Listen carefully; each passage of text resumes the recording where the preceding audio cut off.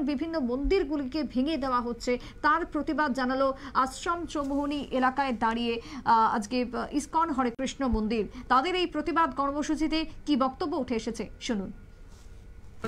তাদের যে এবং পরবর্তী সময়ে শেখ হাসিনার পদত্যাগ দেশ ত্যাগ এইটা হলো internal matter of Bangladesh. But আমরা প্রত্যেকবার দেখতে পাই যে কোনো ঘটনার শেষ অবনতি হলো, আপনার শেষ পরিণতি হলো মন্দিরগুলোর উপরে আক্রমণ করা বা হিন্দুদের স্পেসিফিক টার্গেট করে তাদের উপরে আক্রমণ করা।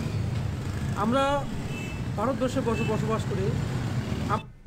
আপনারা জানেন আসন্ন বাংলাদেশে এক ছাত্র আন্দোলনকে ঘিরে যে আমাদের হিন্দু ধর্মের যে মন্দির রয়েছে, বাড়িঘর রয়েছে, ওনাদের যে ধ্বংস করছে সেটার বিরুদ্ধে আজকে আমাদের এই মানববন্ধন এবং বিক্ষোভ সমাবেশ। আমরা অতি সত্বর বাংলাদেশের যে সরকার রয়েছে বা যারা সরকার গঠন করবেন ওনাদের কাছে আমরা নিবেদন রাখছি যেন আমাদের যারা সনাতন ধর্মাবলম্বী যারা সংখ্যালঘু ওনাদেরকে রক্ষা করা হোক, আর বিশেষ করে যারা এই নোংরা আচরণের সঙ্গে যুক্ত তাদের বিচার করা হোক।